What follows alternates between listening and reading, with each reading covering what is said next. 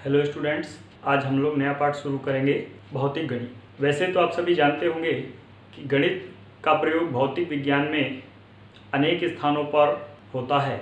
यहाँ पर हम गणित के कुछ ऐसे सिद्धांतों और सूत्रों का अध्ययन करेंगे जिनका आपके पाठ्यक्रम में जगह जगह पर प्रयोग होगा।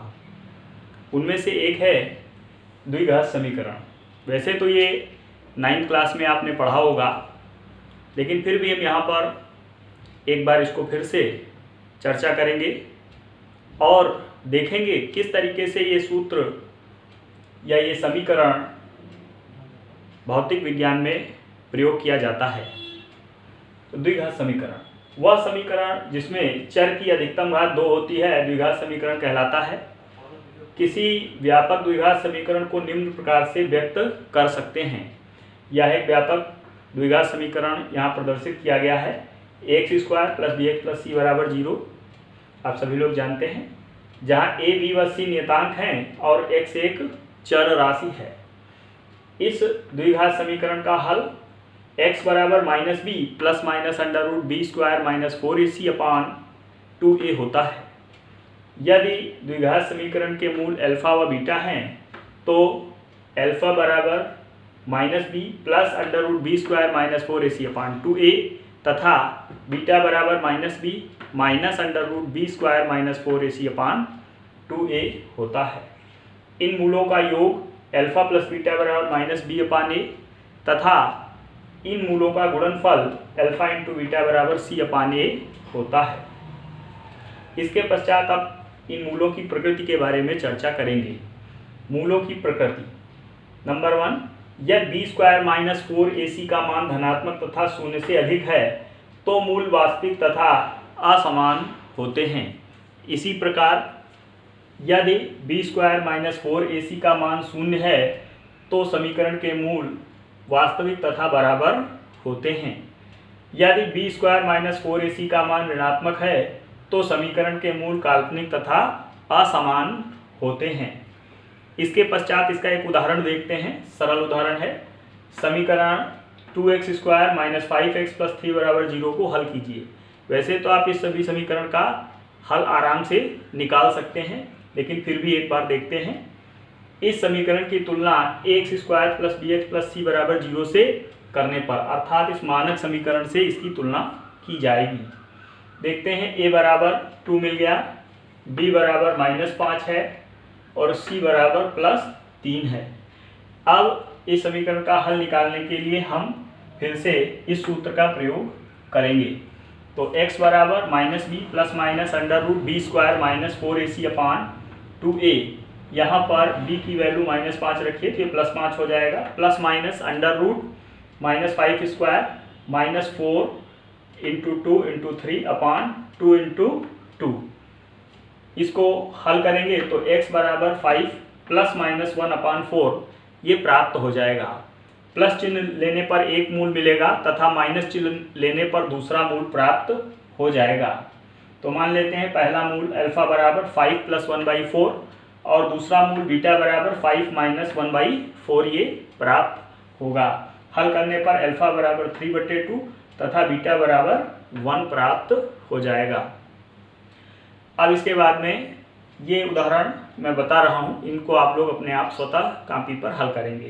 पहला है समीकरण 2x² + 5x - 12 = 0 को हल कीजिए। और दूसरा है h बराबर ut - ½ के मूल t1 और t2 हों तो t1 + t2 तथा t1 × t2 का मान ज्ञात कीजिए। यहाँ पर इस समीकरण में आप देख सकते हैं कि द्विघात समीकरण का प्रयोग भौतिक विज्ञान में किस प्रकार किया जा रहा है। इसी प्रकार के कई अन्य उदाहरण आपको भौतिक विज्ञान में आराम से मिल सकते हैं। इसके पश्चात हम लोग द्विपद सिद्धांत की चर्चा करेंगे। द्विपद सिद्धांत एक ऐसी प्रमेय है जिसकी सहायता से भौतिक विज्ञान में बहुत सारी गणनाएं की जाती हैं। यहाँ पर इस सिद्धांत की संक्षेप में चर्चा की जा रही है। द्विपद सिद्धांत, यदि n एक पूर्णांक भिन्नात्मक धनात्मक अथवा ऋणात्मक संख्या तथा x एक वास्तविक संख्या है तो 1 + x to the power n इसका प्रसार एक श्रेणी के रूप में लिखा जा सकता है 1 + nx + n(n-1) upon factorial 2 × x² plus n(n-1) n-2 upon factorial 3 × x³ plus and so on. यहाँ पर फैक्टोरियल 2 ये बराबर 2 × 1 हो जाएगा, यानी इसकी वैल्यू 2 हो जाएगी। फैक्टोरियल 3 को 3 × 2 × 1 लिख सकते हैं, इसकी वैल्यू 6 हो जाएगी। और सामान्य रूप में फैक्टोरियल n ये बराबर n(n-1) n-2 and so on 3 × 2 × 1 इस प्रकार से इसका प्रसार लिखा जा सकता है। हमको यहाँ पर एक विशेष परिस्थिति देखनी है, जब ये जो x है इसका परिमाण a की तुलना में बहुत कम है, तो उस परिस्थिति में ये जो x² है और x की जो उच्च घात वाले पद हैं उनके मान बहुत अल्प होंगे और उनको यहाँ पर छोड़ा जा सकता है। तो उस परिस्थिति में 1 + x to the power n ये बराबर 1 + nx हो जाएगा, यानी यहाँ तक, और आगे के पद मान बहुत अल्प होने के कारण छोड़ दिए जाएंगे। इसी प्रकार 1 - x to the power n को 1 - nx लिख सकते हैं तथा 1 + x to the power -n को 1 - nx लिख सकते हैं। अब कुछ उदाहरण देखते हैं जिनमें द्विपद प्रमेय का प्रयोग किया जाएगा। पहला उदाहरण है 1.003 की पावर 4 का निकटतम मान ज्ञात कीजिए। सामान्यतः इसका निकटतम मान आप लोग निकाल सकते हैं, इसको 4 बार गुणा करेंगे निकल आएगा, या फिर इसका लॉग लेकर के मान निकाल सकते हैं। लेकिन द्विपद प्रमेय द्वारा इसका मान बहुत आसानी से और बहुत कम गणना के साथ में निकाला जा सकता है। तो देखते हैं 1.003 की पावर 4 को हम लिख सकते हैं 1 + 0.003 पावर 4। तो आप देख सकते हैं यहाँ पर ये जो पद है x इसकी वैल्यू a की तुलना में बहुत कम है, तो हम यहाँ पर द्विपद प्रमेय का ये स्वरूप इस्तेमाल कर सकते हैं। चूँकि x का मान 1 से बहुत कम है तो 1 + nx, तो 1 + n की जगह 4 है और ये x हो गया। अब इसको आराम से आप गणना कर सकते हैं और ये वैल्यू 1.012 प्राप्त हो जाएगी। आप देख सकते हैं इसी प्रकार 215 का घनमूल ज्ञात कीजिए। वैसे तो घनमूल ज्ञात करना आप लोगों को मालूम होगा, लेकिन द्विपद प्रमेय की सहायता से भी आसानी से घनमूल ज्ञात किया जा सकता है। आइए देखते हैं कैसे। देखिए 215 को ऐसे लिख सकते हैं, घनमूल का मतलब है घात 1/3। अब इसको 215 को 216 - 1 लिख सकते हैं, और 216 6 की घात 3 होता है, ये हो जाएगा 6 की घात 3 - 1। यहाँ से 6 की घात 3 को कॉमन लेके बाहर निकाल लेंगे तो ये 6 1 - 1/6 की घात 3 और पूरे की घात 1/3 ये प्राप्त हो जाएगा। इसके पश्चात में इसमें द्विपद प्रमेय लगा देंगे, क्योंकि यहाँ पर भी जो ये x है इसकी वैल्यू 1 से बहुत कम होगी, तो इसलिए द्विपद प्रमेय लगा सकते हैं। यहाँ पर द्विपद प्रमेय का ये वाला स्वरूप लगाएंगे, तो 1 - nx, तो n की जगह पर ये 1/3 आ जाएगा और x जो यहाँ था वो यहाँ पर वैसे ही बना रहेगा। अब इसको गणना कर लेते हैं, आसानी से गणना किया जा सकता है। ये आपको 5.990741 ये प्राप्त हो जाएगा। यहाँ पर आप देख सकते हैं भौतिक विज्ञान में आपके इंटरमीडिएट स्तर तक केवल द्विपद प्रमेय के इन 3 स्वरूपों का ही विशेष रूप से प्रयोग होता है।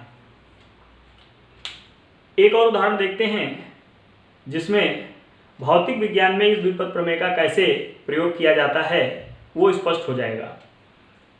पृथ्वी की सतह से h ऊंचाई पर गुरुत्वीय त्वरण g का मान निम्न सूत्र द्वारा दिया जाता है, g' = g/1 + h/re का होल स्क्वायर। यदि ऊंचाई h much less than re है तो द्विपद सिद्धांत का प्रयोग करके g' के लिए व्यंजक प्राप्त कीजिए। इसका हल देखते हैं। तो ये व्यंजक दिया हुआ है, इसी को यहाँ पर लिखेंगे, g' = g/1 + h/re का होल स्क्वायर।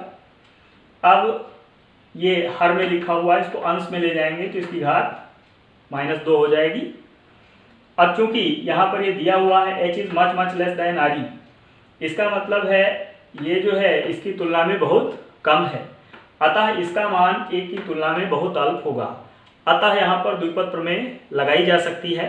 तो द्विपद प्रमेय लगाने पर क्या मिलेगा, 1 + x⁴n है, यहाँ मिलेगा 1 - nx।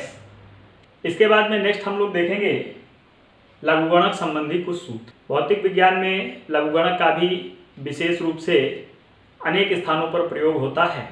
जितने भी लघुगणक सूत्रों में प्रयोग होते हैं वे सब आधार ई में होते हैं, और जो लघुगणक सारणी दी होती है वो आधार 10 में दी होती है। तो आधार ई से आधार 10 में बदलने के लिए भी यहाँ पर इन सूत्रों का प्रयोग किया जा सकता है, और सामान्य सूत्र मैं आपको बता रहा हूँ। तो log e m × n log m base e plus log n base e, log m/n base e ये बराबर log m base e minus log n base e, log m base e ये बराबर 2.3026 log m base 10। log base e से 10 में बदलने के लिए 2.3026 से गुणा किया जाता है।